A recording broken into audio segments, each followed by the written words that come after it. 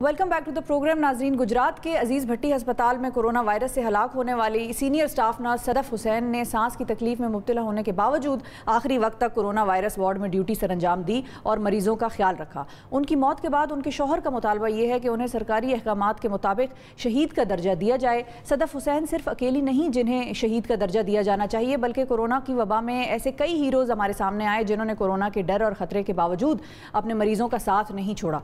Corona के ward में किस तरह के हालात होते हैं, वहाँ पर मौजूद तिब्बी अमला और बाहर से आने वाले की क्या उम्मीद होती है, ये तकलीफ और इलाज का मरहला कैसा होता है, इस पर हम बात करेंगे। हमें ज्वाइन किया है प्रोग्राम में डॉक्टर हैदर बकाई साहब ने। अस्सलाम वालेकुम डॉक्टर साहब। डॉक्टर साहब, ये बताइए सबसे पहले कि ये जो एक कोरोना का वार्ड होता है उसमें क्या चल रहा होता है और डॉक्टर्स के लिए और पैरामेडिक स्टाफ के लिए कितना चैलेंजिंग होता है ये? बिस्मिल्लाहिर्रहमानिर्रहीम। पहले आपका शुक्रिया अदा करता हूँ कि आपने मौका दिया। अल नफीस मेडिकल कॉलेज जो इसरा यूनिवर्सिटी हैदराबाद के अंडर काम कर रहे हैं इस्लामाबाद में, हमने वहाँ पे कोरोना के मरीज़ों को देखा और मुख्तलिफ़ हॉस्पिटल्स में भी कोरोना का काम हो रहा है। इसमें सबसे इम्पॉर्टेंट चीज़ ये कि ये कोई ऐसी चीज़ नहीं है कि जो आप इसमें परेशान हो। कोरोना एक बीमारी है, एक वायरस है। इससे पहले भी हम डील करते रहे। डेंगू वायरस था, कई दफ़ा कॉन्गो के अटैक्स हुए हमारे मुल्क में और हमारे डॉक्टर्स ने फ्रंट लाइन पे काम किया, अपनी जानों को ख़तरा डाल के काम किया। कोरोना भी एक ऐसी बीमारी है और मुतअद्दी बीमारी है, फैलती है, और उसके मुताबिक अप्रोप्रिएट जो ज़रूरी इक़दामात हैं अपने आप को बचाना और मरीज़ का अच्छा इलाज करना।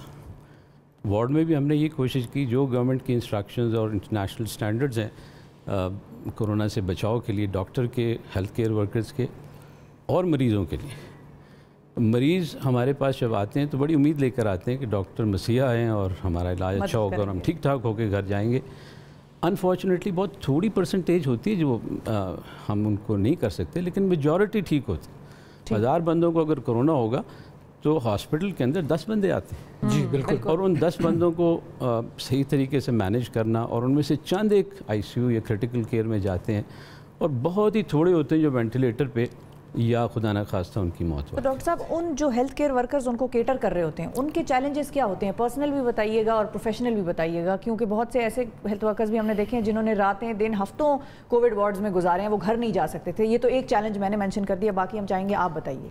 देखिए जी, हॉस्पिटल्स के अंदर ख़ास तौर पे स्पेशली जो हमारे यंग डॉक्टर्स हैं वो ड्यूटियाँ देते रहे हैं और हमारी सुपरविज़न में हम भी आगे बढ़ के करते रहे हैं। चैलेंजेस होते हैं, पर्सनल भी, फैमिली लाइफ के भी, उनके घर में बच्चे भी होते हैं, बुज़ुर्ग भी होते हैं, और वो इस सारी चीज़ों को फेस करते हैं और ये सोचते हुए कि शायद मैं घर जाऊं तो मुझे भी हो जाए या हफ्ते बाद मुझे भी सिम्टम्स आ जाएं। लेकिन डॉक्टर ने जब ओथ लिया हुआ है कि मैंने इंसानियत की खिदमत करनी है, तो फिर उसको जिस तरह हमारी इन्फेंट्री लड़ती है, आर्मी लड़ती है जाके, बिल्कुल कोई भी चैलेंज होता है हम सब इकट्ठे होकर लड़ते हैं।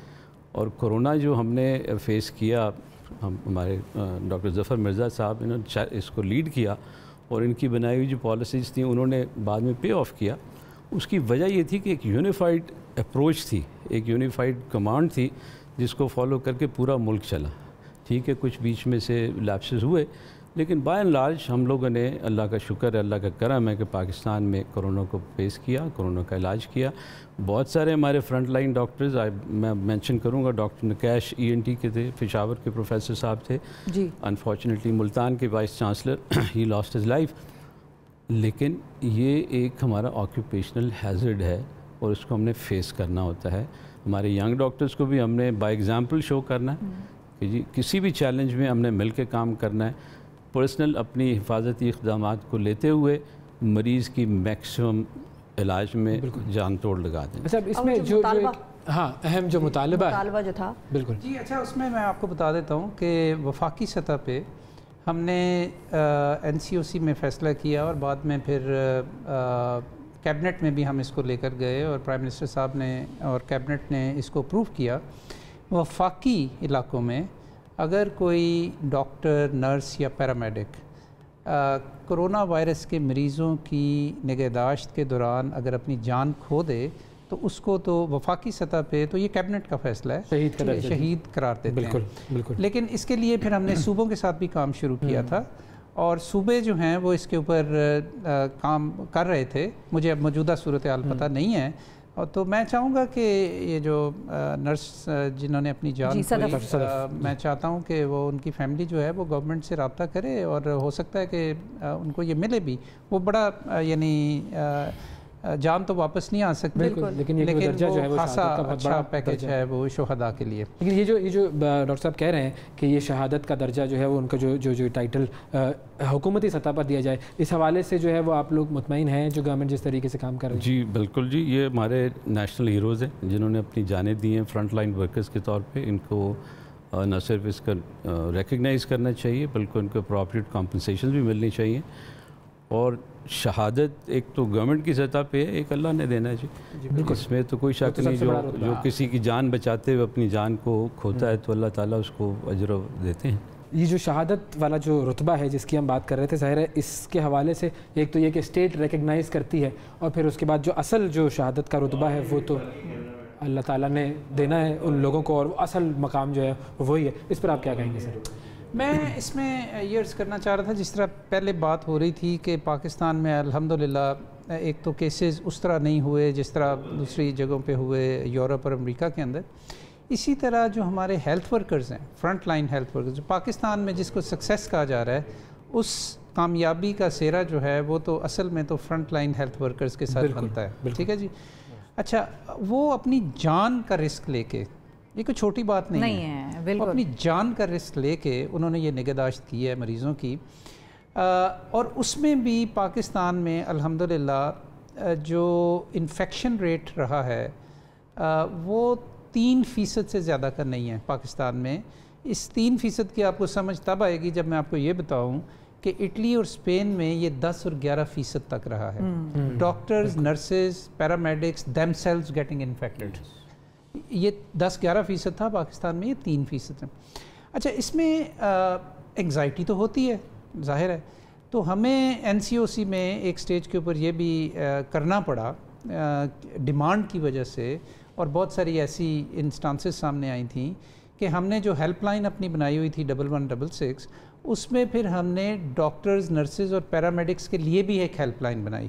اچھا، کہ وہ خود بھی رابطہ کر سکے. ان کی اگر کوئی انگزائٹیز ہیں، ان کی اگر کوئی ان کو سائیکولوجیکل سپورٹ چاہیے، یا ان کے کوئی کویسچنز ہیں، یا ان کی کوئی ضروریات ہیں جو پوری نہیں ہو رہی، تو NCOC کے ذریعے ہم ان کو بھی پورا. آپ کو یاد ہوگا کہ شروع کے ہفتوں میں یہ بہت بڑی ڈیمانڈ تھی ہمارے ہیلتھ پروفیشنلز کی، خاص طور پہ جو ICUs میں ہیں، کہ ان کو جی پرسنل پروٹیکشن ایکوپمنٹ نہیں مل رہا، جو کہ آہستہ آہستہ ختم ہو گئی. وہ ختم اس لیے ہوئی کہ ہم نے پھر ایک بڑا خصوصی انتظام کیا ان ہسپتالوں میں. براہ راست وفاق سے ہم نے ان کی نیڈز کے مطابق PPEs بھیجنا شروع کیے، اور ان کے باقاعدہ ایک وہ بڑا زبردست سسٹم تھا جس کی وجہ سے وہ ختم ہو گیا. لیکن اس کے ساتھ ساتھ پھر ہمیں یہ احساس ہوا کہ وہ PPEs ٹھیک نہیں پہن رہے، تو اس کے لیے پھر ہم نے ایک ٹریننگ پروگرام شروع کیا. لیکن ایک چیز میں جس کا ذکر رہ جاتا ہے اس معاملے میں، وہ یہ ہے کہ دیکھیں جی، جب آپ کا اپنا بیٹا یا بیٹی ینگ ڈاکٹر یا نرس یا پیرامیڈک جب صبح ہسپتال جاتا ہے اور وہ کووڈ کے پیشنٹس کو ٹریٹ کر رہا ہے، تو اس فیملی کی بھی ایک انگزائٹی ہوتی ہے. بالکل. اور اس خاندان کی جو اپنے ینگ ڈاکٹر کو بھیج رہے ہیں، ان کو پتہ ہے کہ اس کو انفیکشن بھی ہو سکتی ہے، یہ جان لیوا بھی ہو سکتا ہے. اس کے باوجود وہ بھاگے نہیں، انہوں نے چھٹیاں نہیں لے لیں، وہ نوکریاں نہیں چھوڑ دی انہوں نے، وہ جاتے رہے. حیدر صاحب، آپ کی فیملی کا کیا اس پہ وہ تھا رسپانس؟ کیونکہ ظاہر ہے یہ سارا جو معاملہ تھا ان کے اندر بھی انزائٹی تو ہوگی. جی بالکل جی. اور ڈیل کیسے کیا آپ نے؟ جی ہر پیشنٹ جس کو ہم دیکھتے ہیں اس کو اپنی دل میں بھی انگزائٹی ہوتی ہے کہ مجھے اس سے نہ لگ جائے.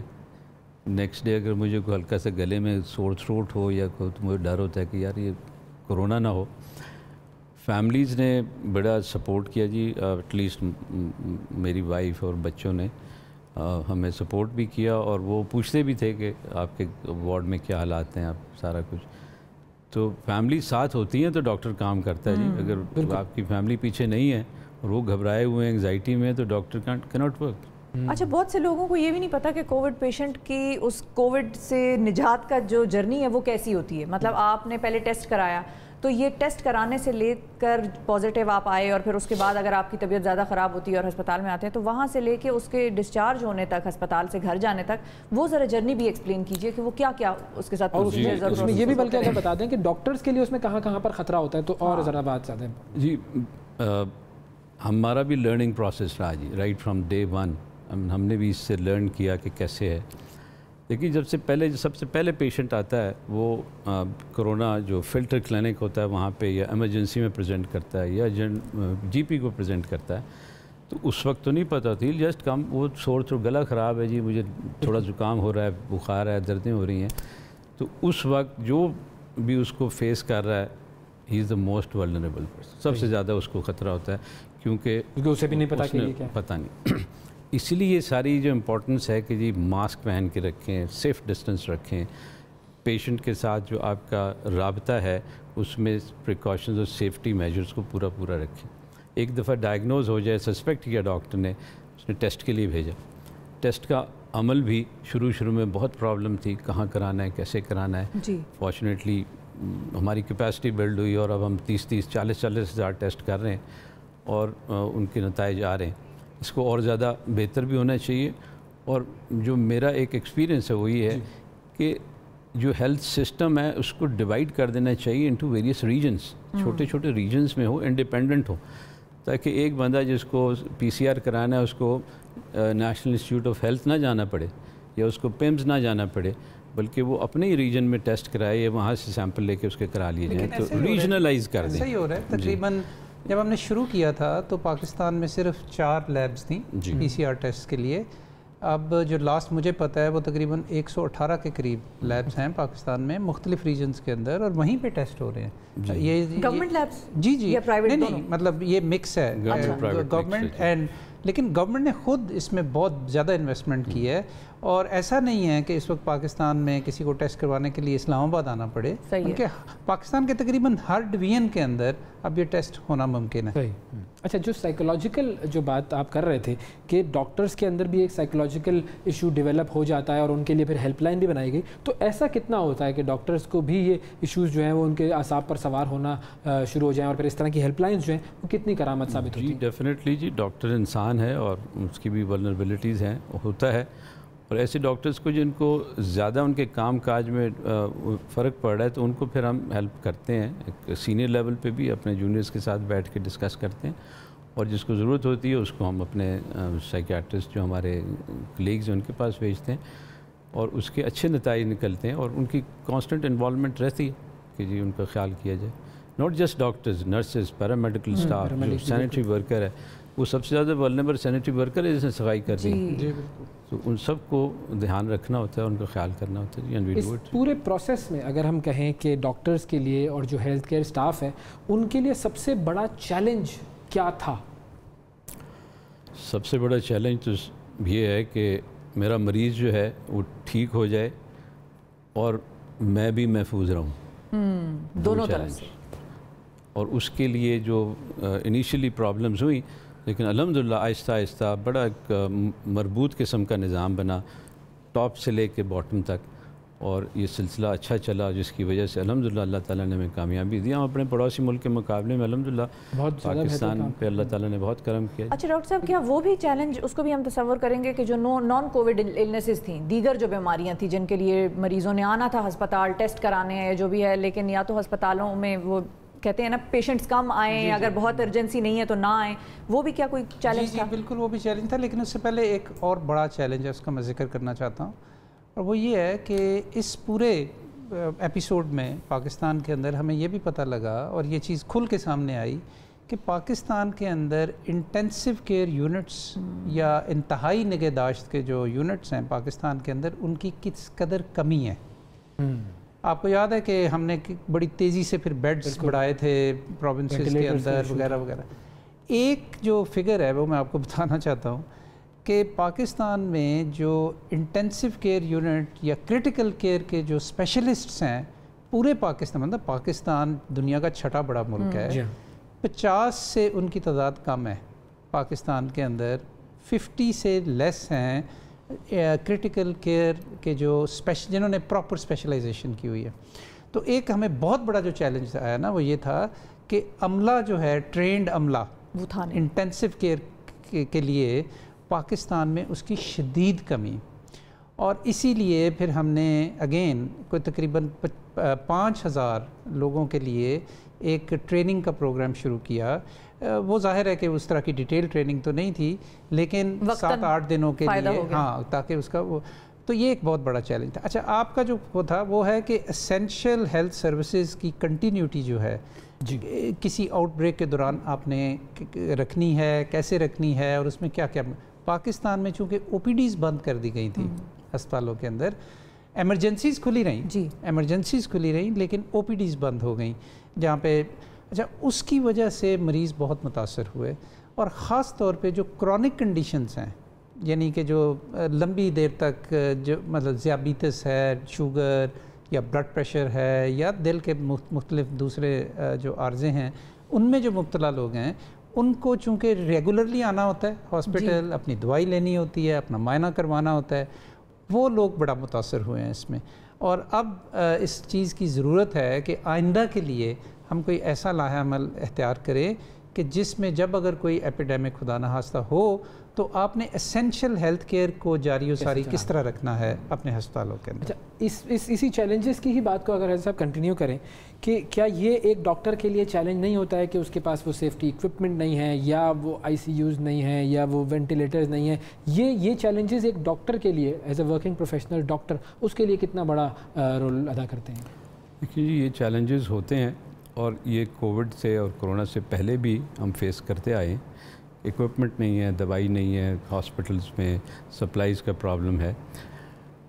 ہم نے تو ان اینی کیس جو ہمارے پاس اویلیبل ریسورسز ہیں ان کو بیسٹ پاسبل یوز کرنا ہے, اور اپنے سینئر سے اور قومی سطح پر ہم نے مطالبہ کرنا ہے جی ہمارے یہ چیزیں دی جائیں, لوکل لیول پہ بھی اور نیشنل لیول پہ بھی. تو یہ چیلنجز صرف کرونا سے ریلیٹڈ نہیں ہے, اس سے پہلے بھی ہمارا صحت کا نظام جو ہے نا جی, انفارچونیٹلی بہت اس پہ کم انویسٹمنٹ کی گئی ہے, بہت زیادہ انویسٹمنٹ کی ضرورت ہے.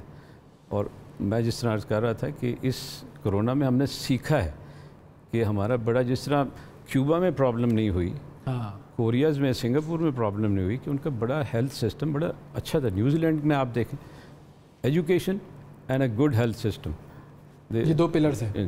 بالکل, بہت شکریہ ادا کریں گے ڈاکٹر صاحب آپ کا بھی, ڈاکٹر ظفر صاحب آپ کا بھی.